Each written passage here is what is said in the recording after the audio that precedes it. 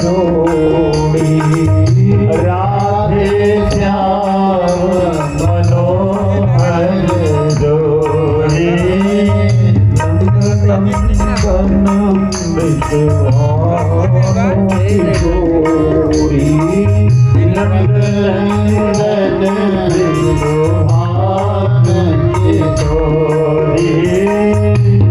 वाहे देवताओं, विप्रजन, संतजन, श्रोत्रवृंद, भक्तजन, गंधर्वगण एवं श्रद्धामयी भक्तिमयी माताओं में पढ़ प्रवचन माला ज्ञान यज्ञ का तीसरा पुष्प भगवान राधा माधव के चरणों में समर्पित है और आयोजक परिवार की ओर से आप सभी का हार्दिक शुभकामना है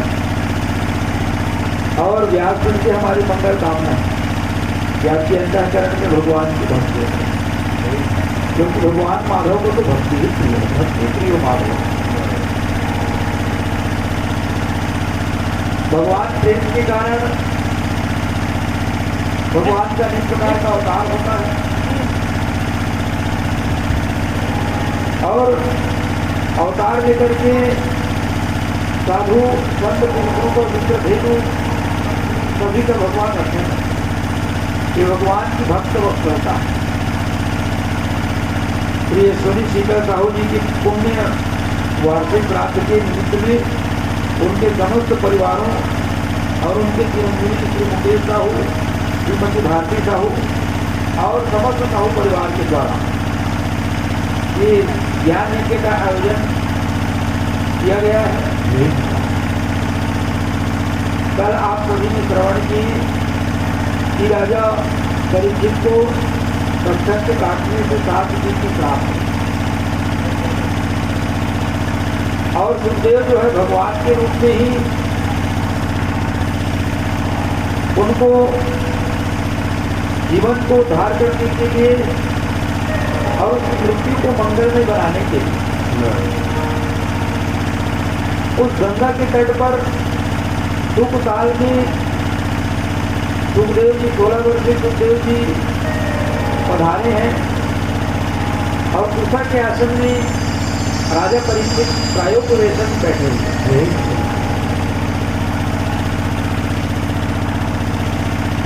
और प्रश्न करने लगते हैं कि राजन भगवान से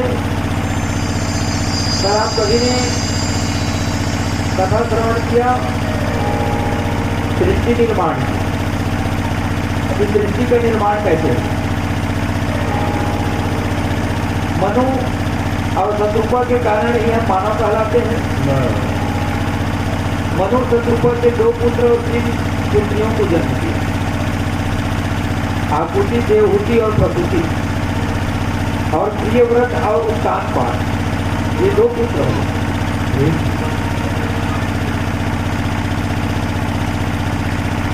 और भगवान ने कल वराह अवतार धारण करके लोभ का जो प्रतीक है हिरण्याक्ष का वध किया। हिरण्याक्ष हमारे जीवन में लोभ का प्रतीक है। तो तीनों व्यक्ति के भागवत को पहले बताया गया है, आकुति, देवहूति और प्रसूति। लेकिन मंझली बेटी है देवहूति, जो देवताओं को भी बुलाए, जो देवताओं का वाहन कर लो, उसी का नाम देवहूति।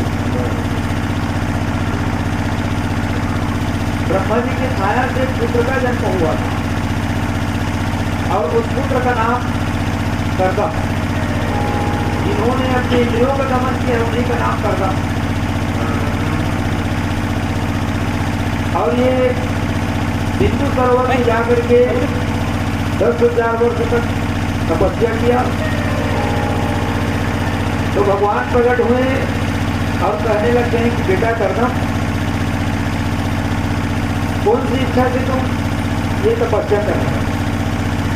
तो करदम कहने लगते हैं मैं तो आपसे कुछ मांगना ही नहीं चाह रहा, क्योंकि मांगने से मान घटता है। मान घटे जब ही तक मांगत और चाह घटे नींद के घर जाए। मांगने से मान बढ़ जाए। और रोज किसी के घर जाओगे तो मान सम्मान कम हो जाता है। एक दिन जाओगे तो बड़े दिखाएंगे, चाय पानी पिलाएंगे, दूसरे दिन जाओगे पानी और पिलाएंगे। अब रोज जाना करके भाई महाराज जरूरत मानते रोज कोई खाने नहीं है करते। तो किसी के घर रोज जाने से मान जो है घटता है, लेकिन यही जो है मंदिर में जाने से मान बढ़ता है। भगवान के दर्शन करने से, भगवान की कीर्तन करने से, भगवान की कथा सुनने से मान जो है बढ़ता है, जीवन में मंगल होता है। तो मान घटे जब ही कछु मांगत, और चाह घटे नित्य के घर जाए। उद्यम से दारिद्र घटे, और पाप घटे हरि के गुण गाए। भगवान के गुण गाने से पाप जो है घटता है। तो कहने लग गए कि बेटा ब्रह्मा मनु की जो पुत्री है, मनु महाराज जो है आपके घर अपनी पुत्री देवहूति का विवाह का प्रस्ताव लेकर के आए, और देवहूति के साथ आप विवाह कर लेना। तो कर्दम कहने लगे मेरी तो इच्छा है कि आप मेरे पुत्र बन करके आए। मैं उसी शर्त में विवाह करूंगा कि आप मेरे पुत्र बन करके आए। तो भगवान ने वरदान दिया कि मैं आपके पुत्र बन करके आऊंगा। मनु महाराज अपनी पुत्री देवहूति को लेकर के आए हैं कर्दम जी के पास में विवाह के प्रस्ताव के लिए, और कर्दम और देवहूति मैया का विवाह हुआ। अनेक प्रकार के उत्सव मनाया गया, और कन्या जब पुत्री पवित्र ये कुल दो, पुत्री जो है दोनों कुल को तारती है, सीता के कुल को भी और अपने परिवार को।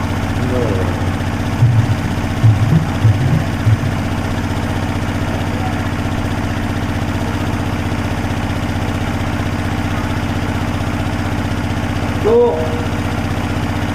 अपने आश्रम में जब देवहूति मैया को लाए हैं, तो उस आश्रम में अनेकों घोषला है। देवहूति मैया पूछने लगते हैं स्वामी जी ये क्या? तो कर्दम जी कहने लगते हैं कि सब इसको अपने घर समझते हैं, इतनी दिन गुड़िया है, और इस मेरे आश्रम में रहते हैं, मेरी झोपड़ी में रहते हैं। आश्रम के नीचे देखें तो असंख्य फील है। तो कहने लगते हैं ये क्या है स्वामी जी? तो कहने लगते हैं जितने भी चूहा है, सर्प है, ये अपना घर मानते हो, यही रहते हैं। आप कहाँ पर रहते हो? तो वो 2 फुट का जगह बैठा हुआ बचा है ना, वही बैठ करके मैं भगवान को बढ़िया ध्यान लगाता हूँ, समाधि लगाता हूँ।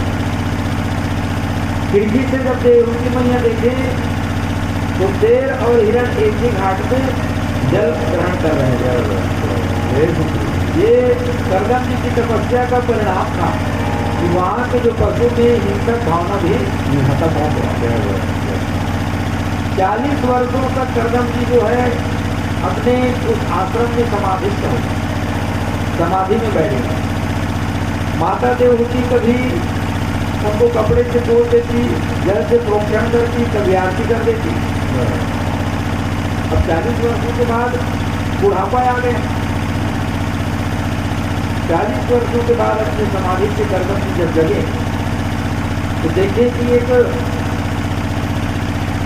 स्त्री है और वो बूढ़ी हो गई। तो कहने लग गए कि देवी आप कौन है?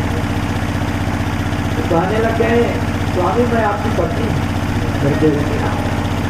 तब कर्दम जी को याद आया कि 40 वर्ष पूर्व मेरा विवाह हुआ, और उस सरोवर में एक कामद नाम का विमान था। देखो ऋषि महात्मा जो है, जो रिसर्च करे वो ऋषि है। जैसे हवाई जहाज कौन बनाया था? राइट ब्रदर्स ने बनाया, भौतिक कोटि। उससे पहले ही कलपति नाम के जो भारतीय वैज्ञानिक था, उन्होंने हवाई जहाज का जो फार्मूला है उसको बना दिया। लेकिन अंग्रेजों ने उस फार्मूला को जला करके अपने जो वैज्ञानिक थे उनको दे दिए। ले लेने के लिए। भारतीय संस्कृति और भारतीय जो ऋषि हैं, जितने भी अणुबम है, परमाणु बम है, ये सब का खोज अर्जुन के एक एक बाण में विद्यमान है, अणुबम परमाणु बम, और उसी का परीक्षण करके आज के वैज्ञानिक उसी का निर्माण कर रहे हैं। गर्दन जी ने अपनी कामना से ही कामत नाम का विमान बनाया, जिसमें डीजल पेट्रोल की कोई झंझट ही नहीं था। कामना करो, मेरे रायपुर जाना है, बैठ जाओ रायपुर। रावण के पास भी पुष्पक विमान था, तो ये हवाई जहाज है, हेलीकॉप्टर लिहाज का नहीं है, ये सतयुग से चले आ रहे हैं। और उस कामत विमान में कई हथियार दासियां थी। माता देवहूति को स्नान कराया गया, और उस सरोवर में जैसे ही माता देवहूति स्नान किए तो 16 वर्ष की युवती बन गई। कामत विमान में कर्दम और माता देवहूति का दिव्य गृहस्थ धर्म चलने लग गया, और कई वर्षों तक गृहस्थ का सुख भोगे। और कालांतर में देवहूति और कर्दम जी के यहाँ 9 कन्याओं का जन्म हुआ। ये 9 कन्या कौन है? यही तो 9 भक्ति है, और जहाँ 9 भक्ति रहती है वही भगवान का पदार्पण होता है, प्रागट्य होता है। प्रथम भगति संतन कर संगा, प्रथम भगति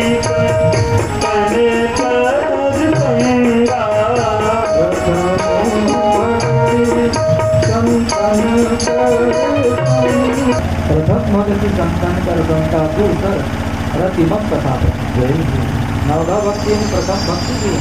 भगवान ने भी सदरी को 9 प्रकार की भक्ति बतलाया, और भक्त प्रहलाद ने को भी अपने पिता जी को 9 प्रकार की भक्ति बताया।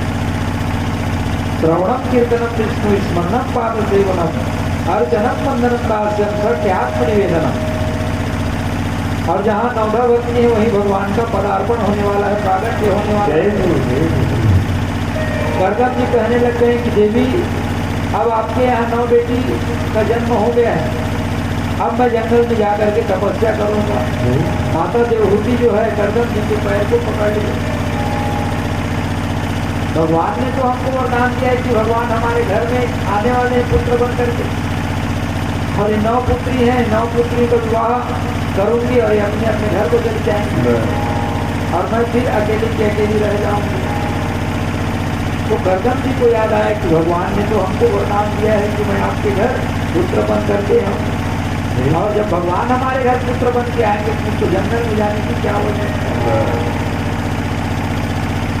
कालांतर में माता देवहूति के गर्भ में ज्ञान अवतार, भगवान नारायण का ज्ञान का अवतार, कपिल नारायण भगवान जो है गर्भधान के रूप में माता के गर्भ में आए हैं, और कपिल अवतार भगवान का जो ज्ञान का अवतार, सारी प्रकृति नववधू के समान श्रृंगार किए हुए हैं, अनेक प्रकार के मंगल होने लग गए। जा दिन से हरि कर भैया, अनेक प्रकार के मंगल होने लग गया, और ज्ञान अवतार भगवान कपिल का प्रागट्य हुआ। उस समय भी तमाम देवता दुंदुभी बाजा बजा करके कपिल नारायण के ऊपर उसको भी वर्षा करने लगे। बोलो कपिल नारायण भगवान की जय हो। ज्ञान अवतार है कपिल। भगवान ब्रह्मा जी जो है अपने 9 पुत्र को लेकर के, नारद को छोड़ करके भगवान कपिल के दर्शन करने के लिए आए हैं, और कर्दम जी से कहने लग गए कि आपके यहाँ 9 पुत्री हैं और मेरा जो है 9 पुत्र है, बढ़िया जोड़ी बन जाएगा। और ब्रह्मा जी अपने 9 पुत्रों का विवाह उस कर्दम के 9 पुत्रियों के साथ में कर दिया गया। मरीचि का विवाह कला देवी के साथ में किया गया। अत्रि का विवाह अनुसुईया जी के साथ में हुआ। वशिष्ठ का विवाह नदी के साथ में हुआ। भृगु का विवाह ख्याति देवी के साथ में। अधर्वण का विवाह शांति देवी के साथ में। क्रतु का विवाह प्रिया के साथ में। अंगिरा का विवाह श्रद्धा देवी के साथ में हुआ। भगवान किसको मिलते हैं? धर्म धुरंधर गुण निधि ज्ञानी हृदय भगति भक्ति सारंग पानी। वो धर्म का धुरंधर है, उसी को भगवान प्राप्त होते हैं। इस प्रकार से कर्दम जी ने अपनी 9 कन्याओं का विवाह 9 ऋषियों के साथ में कर दिए, ब्रह्मा के मानस पुत्रों के साथ। अब कर्दम जी कहने लगे कि देवी अब मेरा जन्म का प्रयोजन जो है पूर्ण हो गया। अब मैं जंगल में जाकर के भगवान का भक्ति करूंगा। और कर्दम जी जो है जब चौथा बनाए ना तो हमको भी घर को छोड़ देना चाहिए, भगवान की भक्ति करनी चाहिए। और कर्दम जी हमारे समाज को सीख दे गए। कर्दम के पास अनेक प्रकार की संपन्नता है, वैभव है, कामद नाम से विमान है। भृगु वशिष्ठ जैसे दामाद है। अरुंधति श्रद्धा कला जैसे पुत्री है। कपिल जैसे पुत्र है। देवहूति जैसे पत्नी है। लेकिन चौथे पद में आया तो सब को छोड़ करके कर्दम जी जो है भगवान का भजन करने के लिए जंगल को निकल पड़े। यही जीवन की सार्थकता। कोई त्याग करेंगे ऐसा बोलेंगे, नारी मोहिनी संपद नासी मोड़ बनाए हो संन्यास, तो इसमें संन्यासी हो जाए ऐसा कोई बात नहीं है। समय रहते ही संन्यास को ले ले तो उसी की सार्थकता है, क्योंकि मनुष्य जन्म जो है उपासना के लिए मिला। कोई पावन कोई सुभग शरीरा, सुभग शरीरा, कोई पावन कोई सुभग शरीरा, सुभग शरीरा। दीक्षा कारुणिका सुहृदयं सर्वदेहिनां अजात शत्रवा शांता साधवा साधुभूषणा। जिसमें तितिक्षा हो, करुणा हो, जिसमें सहन शक्ति हो, वो साधु है। किसी बात को बोले तो नाराज ना हो हमसे, हमारी उचित समाधान कर, वो साधु है। सहन शक्ति होनी चाहिए। एक साधु जो है गंगा जी में स्नान कर रहे थे और एक बिच्छू आकर के उसके हाथ को काटने लगे। बार बार जल को लेता था तर्पण करने के लिए सूर्य नारायण भगवान को, और बार बार उसके हाथ में आकर के उसको काटने लग गया। वहां बैठे हुए एक महात्मा कहने लग गया कि आपको बार बार काट रहा है और आप बार बार उसको हाथ में ले रहे हैं।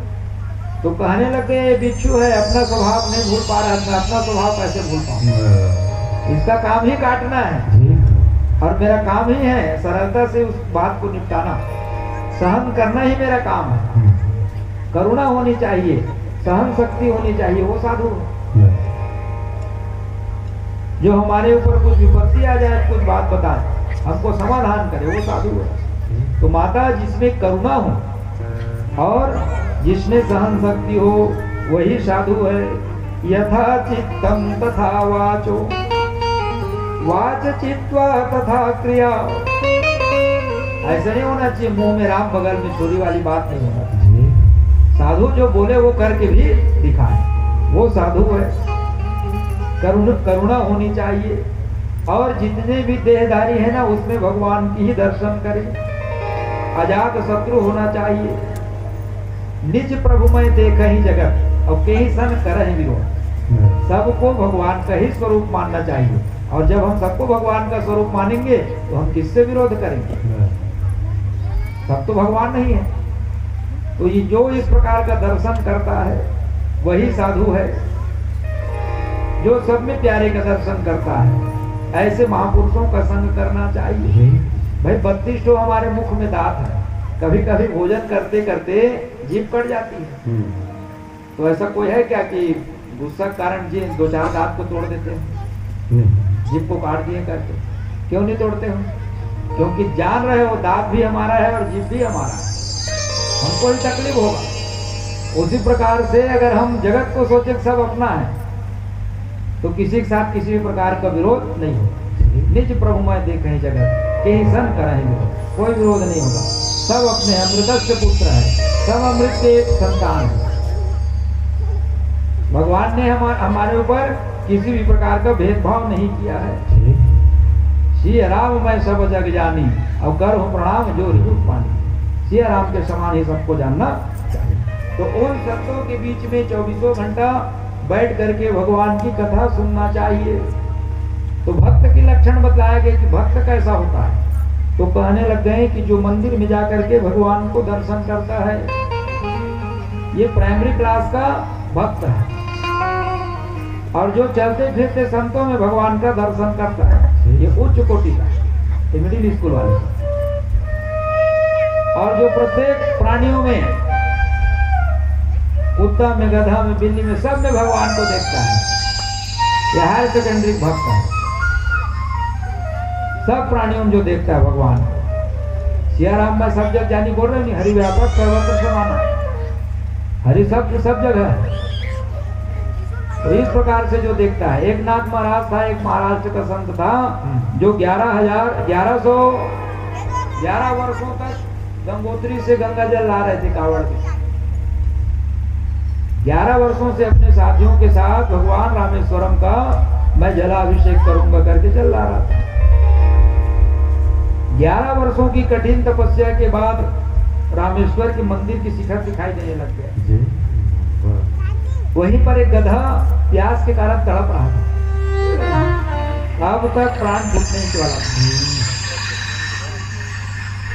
एक नाथ जी के जितने भी साथी थे वो सब उनको छोड़ करके चले गए। एक नाथ ने जब इस दृश्य को देखा तो उस गधे को अपनी गोद में उठा करके उस कावड़ से गंगा जल का पान करा। आप मेरे जल को यहीं से स्वीकार करें रामेश्वर भगवान। और जैसे ही जल को ग्रहण किया उस गधे ने तो उसमें जान आ गई, और उस गधे से ही भगवान रामेश्वर शिव शंकर जी प्रकट हो गए। बेटा एक नाथ, तुमने तो उनको गधे के रूप में भी पहचान लिया। आज भी जब आप लोग रामेश्वर जाते हैं ना तो एक नाथ महादेव अलग है, मंदिर आज भी वहां है, वहां भी नित्य पूजा होती है। क्योंकि रामेश्वरम भगवान में जल चढ़ाने का और पूजन करने का विशेष फल है, और अनेक प्रकार के वहां पर आज भी भगवान का श्रृंगार होता है। तो भगवान की वहां पर कृपा का, दयालुता का, ये सब प्रकार की वर्णन किया गया, साधु की, संतों की महिमा बतलाया गया।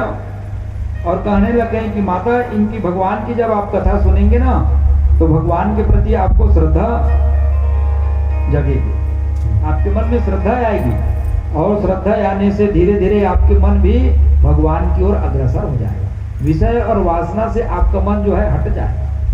इसीलिए ऐसे संतों का आपको संग करना चाहिए। संतन के संग लाग रे तेरी अच्छी बनेगी, संतन के संग लाग रे